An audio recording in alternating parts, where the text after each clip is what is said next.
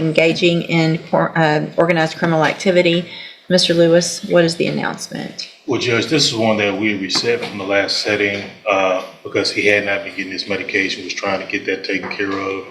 Shortly after the setting, he was able to get his medication and has been on his medication since. And since he's been on the medication, we don't have any jail write-ups or any issues. Before a single word is spoken in this courtroom, understand this. This case is not just about a mistake. It's about responsibility, accountability, and how close one man comes to throwing away his freedom.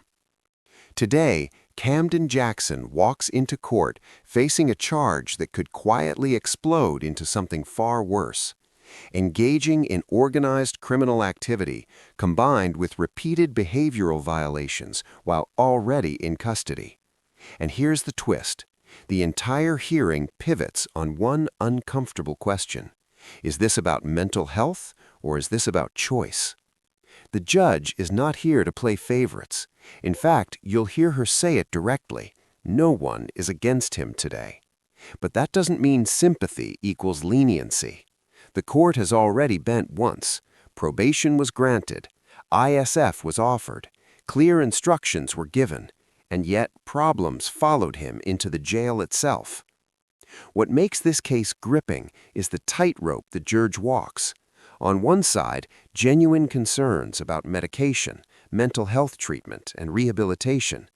On the other, a deliberate act involving a correctional officer that the court makes crystal clear will not be blamed on illness.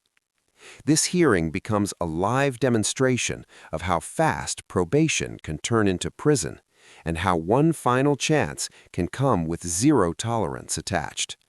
As you watch, pay close attention to the judge's tone, the prosecutor's recommendations, and the moment where the court draws a hard line between explanation and excuse.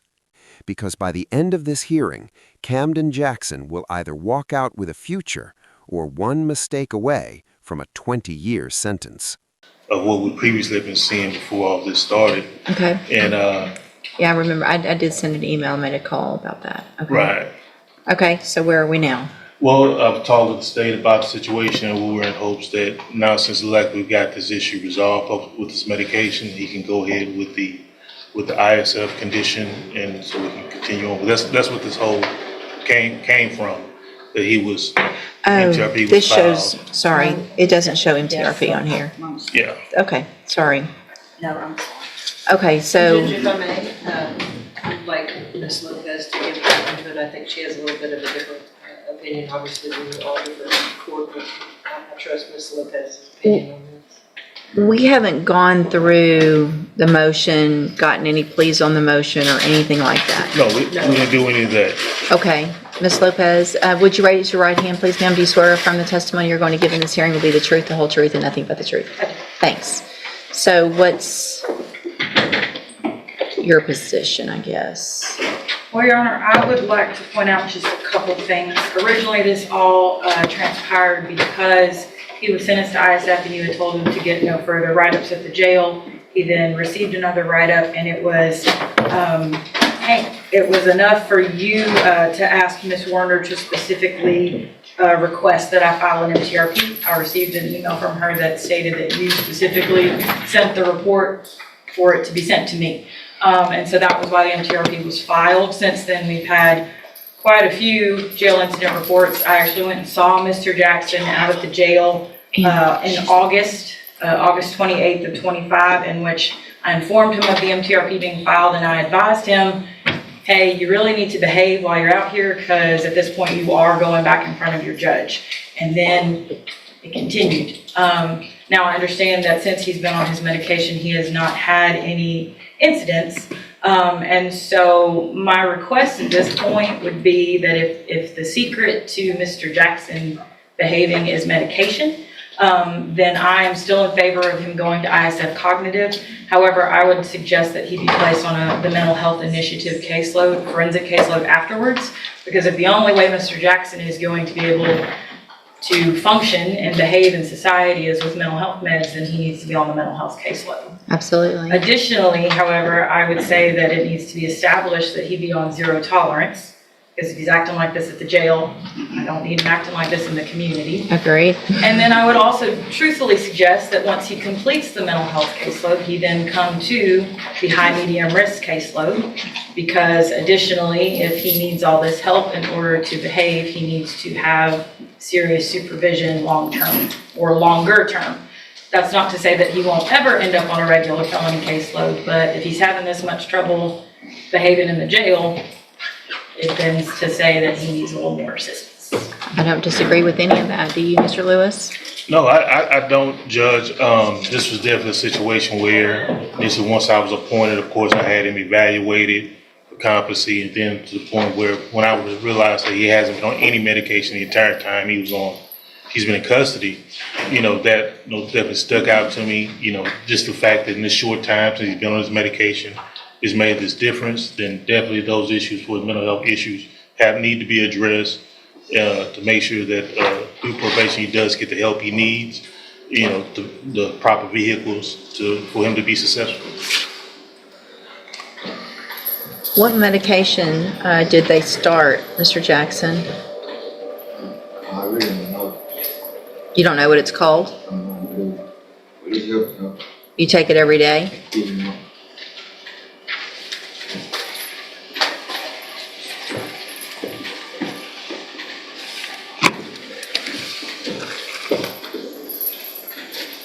And when did that start?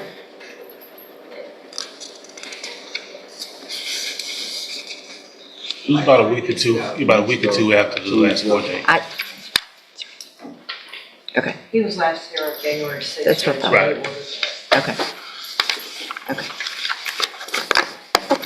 These are all, the last one that I show is from Christmas, December 25th. Okay, thank you. So then what I need to figure out then if, there's obviously a motion pending. So either we go through the motion and I continue him with these. I think I'd rather do that than just dismissing the motion with new conditions. I'd rather go ahead and go through the motion, get pleas of true on that. Right. Have no further issues at the So jail. we never even And got, then before we could even do the paperwork to ISF, he had issues at the jail. okay. So you haven't seen the light of day yet? No. You ready to? No. Okay, well, we're gonna give you the tools to do that, but it's gonna be up to you to take advantage of all that, okay? So you can see what happened last week. If you ask and say, hey, I need something. This is where the legal weight of the case really starts to settle in. What the prosecutor is laying out here isn't punishment, it's structure. ISF, or the Intermediate Sanction Facility, is not a free pass. It's an intensive program designed to correct behavior before probation collapses entirely. And when mental health is added into the mix, the court isn't excusing conduct, it's building a layered safety net. Notice how specific the recommendations are: mental health caseload, forensic supervision, then high-medium risk probation. That's a clear signal from the state that they don't trust this situation to stabilize on its own. The zero-tolerance condition is especially critical. That means any new incident report, no matter how small, becomes a fast track back to prison. And here's the key legal takeaway: probation is a privilege, not a right. The court is making it very clear that medication may explain past instability, but compliance going forward is non-negotiable. Viewers should ask themselves, is this a reasonable balance between rehabilitation and public safety, or is this already more leniency than most defendants would ever receive? Then a lot of times people can help you. Y'all let me know that. I was able to contact the jail. Things happen. So the important thing about all of this when you're on probation, whether you're in jail, whether you're at ISF, or when you get out, hopefully, if you're having things that aren't going right in whatever part of your life, your probation officer is going to be there to help you. They're not trying to revoke you. They're not trying to get you in trouble. They don't know if you need something unless you go to them, right? Okay. So I'm going to go through this motion and ask you for pleas of true or not true to the allegations in the motion. So in cause number 25, DCCR 0114, have a motion to revoke your unadjudicated probation. Shows that you were placed on probation August 5th of 2025 for the offense of engaging in organized criminal activity, and that was a 7-year deferred probation. Is that correct? Yes, ma'am. It alleges that you violated your probation. Count 1 alleges that you failed to conduct yourself in a courteous and professional manner by disrespecting a female correctional officer by showing her a video that was lewd and sexual in nature. Is that true or not true? True. Okay. Count 2 alleges, count 2 is really the same. Okay. All right. So did you enter your plea of true to count 1 freely and voluntarily? Yes, ma'am. And did you plead true because that's actually true? Yes, ma'am. All right. And so, well, let me go through this and then we'll talk about some more. So I'm going to find count 1 true, find that you entered that plea freely and voluntarily, find sufficient evidence to find you guilty and revoke your probation, but I'm not going to do that today. I'm going to continue you on probation. You are still ordered as a condition of the probation to enter and successfully complete the ISF program. When you're out, you will be on the mental health caseload so that you can get whatever help you need with medication, counseling, whatever it is. Once you get through that, you'll be on the high-medium caseload, which also means you're just going to have to be you're going to go more often. Probation's going to have more things to help you. It's not meant to be mean or make you go more than other people, but with what you're showing us so far, you need this extra help, okay? So if you do all of that, you're still on a deferred probation. You're still not a convicted felon. Today, just based on what I told you before about not getting in trouble, I could easily send you to prison for up to 20 years, just like that. And I understand that there's some behavioral issues going on, but I don't think any of those behavioral issues had anything to do with what you did to that correctional officer. Okay? The cutting up, maybe the not being quiet, the fighting, all that stuff, maybe there's some issues. But that was a conscious decision that doesn't have anything to do with any other type of... This is the turning point of the hearing. When Mr. Jackson pleads true, the legal consequences become very real. A plea of true means the court no longer needs to prove the violation. The defendant has admitted it.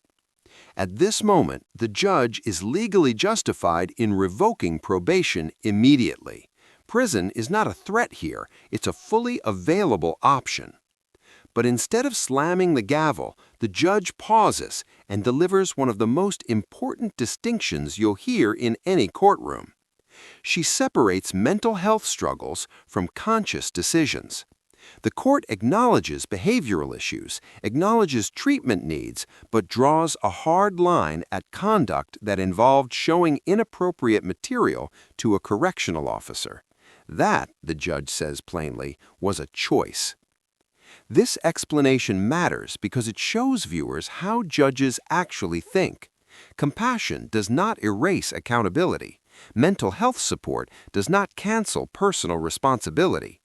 And when the judge says she could send him away for up to 20 years today, that is not rhetoric. That is statutory reality. The warning could not be clearer. This probation survives only if his behavior changes immediately and permanently. mental illness or help that you need to go and show her that. It was just being stupid, right? Yes, ma'am. So if you make a choice, that's a choice. That's not something that we're going to blame on anything else. I understand some of the other write-ups. That one, I don't buy that has anything to do with that, right? So if you do anything like that, again, and you get in trouble, now that everything's lined out and you haven't been getting in trouble, if you do, before you go to ISF, we will not be having this conversation again, okay? Same rule applies. It is a condition now of your probation that you not receive an incident report. If you do, we're back in here, and I don't care what anybody says, you're going to end up in prison. You've got family. Nobody wants this to happen, but it's 100% up to you at this point, okay? If you get to ISF and you don't follow the rules in ISF and get in trouble there, same thing. That's a condition of your probation, is that you act right in ISF as well, okay? All right, so anything else? Zero tolerance. And you'll be on zero tolerance, which means Really, everybody should be on zero tolerance when they're on probation, but when you're actually on what we call zero tolerance, it means you cannot make any mistakes. You're being given a huge opportunity to change your life, make better decisions, and it's just going to be up to you to do that. And if you don't, it's not going to be, well, this is a one-time mess up, give me another opportunity. Zero tolerance means you don't get another opportunity, okay? Yes, ma'am. Why'd you just look at her like that right in front of me? Look, Don't, no ma'am. No one is against him today. Don't say another word or you're going to end up in trouble. No one's against you today. In the end, this courtroom delivers something rare, a second chance wrapped in strict boundaries. Camden Jackson remains on deferred probation, avoids a felony conviction for now, and is ordered into ISF with layered mental health supervision and zero tolerance moving forward. The judge makes it unmistakably clear this outcome is not mercy, it's a final opportunity. The broader lesson here is powerful. Probation is not about avoiding consequences. It's about proving you can function within the rules of society. The court offered tools, treatment, and supervision, but the responsibility to succeed rests entirely on the defendant. One more incident, one more bad decision, and prison becomes inevitable. Now, we want to hear from you. Do you think the judge struck the right balance between accountability and rehabilitation? Should mental health ever reduce responsibility for actions like this, or was the court absolutely right to draw the line? They're saving you from going to prison today because that's what I was probably going to do. Because I gave you a specific instruction and you disregarded that instruction, and I don't think it has anything to do with mental illness that you're showing ladies videos that are inappropriate in the jail. Nobody made you do that. She didn't make you do that. I didn't make you do that. Do you understand? This is personal responsibility. It's time for you to take personal responsibility. It's time for you to make him take personal responsibility and quit blaming other people for what he's doing. That's what just I heard. So just hang on. Don't talk anymore. It's not going to help anything. You're receiving a huge chance today. And it's because of probation that you're getting that opportunity. Okay? So you remember that. It's because of them that you're getting this opportunity. Okay? Go back with the bailiff.